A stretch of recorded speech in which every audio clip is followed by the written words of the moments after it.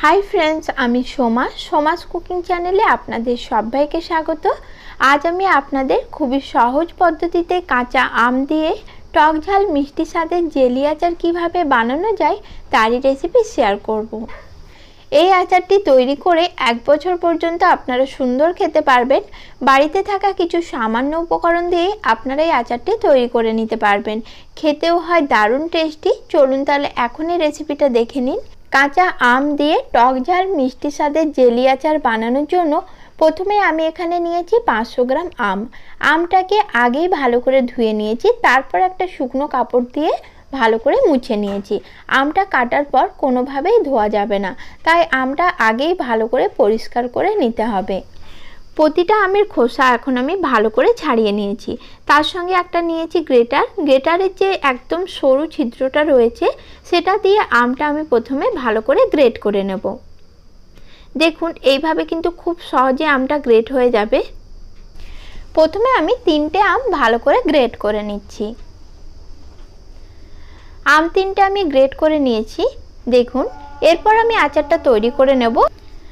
তার জন্য আমি গ্যাস অন করে কড়াই বসিয়ে নিয়েছি। কড়াইয়ের মধ্যে দিয়ে দিচ্ছি 2 টেবিল চামচ সরষের তেল। এই আচারটি তৈরি করার জন্য খুব একটা বেশি তেলের প্রয়োজন হয় না। তেলটা ভালো করে গরম হতে দেব। তারপরে একটা শুকনো লঙ্কা 2 ভাগ করে ফোড়ন দিয়ে দিচ্ছি। এখন দিয়ে দিচ্ছি 1 চামচ মৌরি। এখন মৌরি ও লঙ্কাটাকে 1 মিনিট মতো খুব ভালো করে ভেজে নেব। আর অবশ্যই করে আপনারা এখানে মৌরিটাই ফোড়নে দেবেন, তাহলে দেখবেন টেস্টটা কিন্তু ভীষণ ভালো হয়। সব কিছু ভালো করে ভেজে নেওয়ার পর গ্যাসের ফ্লেমটা লো করে দিয়ে গ্রেট করে রাখা আমটা আমি তেলের মধ্যে দিয়ে দিচ্ছি। তারপর সব কিছু ভালোভাবে নাড়াচাড়া করে মিশিয়ে নেব। আর এইভাবে আমটাকে আমি 5 মিনিট মতো নাড়াচাড়া করব। আমটা এই সময় ঢাকনা দিয়ে ঢেকে সেদ্ধ করার প্রয়োজন নেই, যেহেতু আমটা খুবই মিহি রয়েছে তাই আমটা এমনিতেই সেদ্ধ হয়ে যাবে। 5 মিনিট রান্না করে নেওয়ার পর আমি এখানে দিয়ে দিচ্ছি চিনি। আমি 500 গ্রাম আম নিয়েছি, তার জন্য এখানে চিনি ব্যবহার করেছি 400 গ্রাম। আমটা যদি খুব টক হয় তাহলে 500 গ্রাম আমের জন্য এখানে 500 গ্রাম চিনি ব্যবহার করতে হবে। এখন চিনিটাও খুব ভালোভাবে মিশিয়ে নিলাম। গ্যাসের ফ্লেমটা আমি প্রথম থেকে লোতেই রেখেছি, আর এই লো পর্যায়ে রেখে পুরো আচারটা কিন্তু রান্না করে নিতে হবে।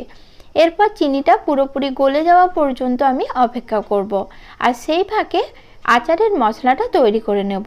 তার জন্য অন্য একটি কড়াইয়ের মধ্যে দিয়ে দিলাম 2টো শুকনো লঙ্কা। 2টো লঙ্কাকে আমি প্রথমে একটু ভালো করে ভেজে নিচ্ছি। লঙ্কা দুটো ভালো করে ভাজা হয়ে গেলে এখানে দিয়ে দিচ্ছি আমি 1 চামচ গোটা ধনে, আর দিচ্ছি 1 চামচ গোটা জিরা, দিয়ে দিচ্ছি 1 চামচ গোটা মৌরি। সব কিছু এখন খুব ভালো করে ভেজে নেব। আর গ্যাসের ফ্লেমটা অবশ্যই লোতে রেখে মশলাগুলো ভেজে নিতে হবে। ভাজতে ভাজতে মশলার থেকে যখন একটা সুন্দর গন্ধ বার হবে তখন বুঝতে পারবেন মশলাটি ভাজা হয়ে গেছে। মশলা আমার ভাজা হয়ে গেছে। এরপর মশলাটা হালকা একটু ঠান্ডা করে গুঁড়ো করে নেব। এখন দেখুন আমের মধ্যে চিনিটা কিন্তু খুব ভালোভাবে গলে গেছে।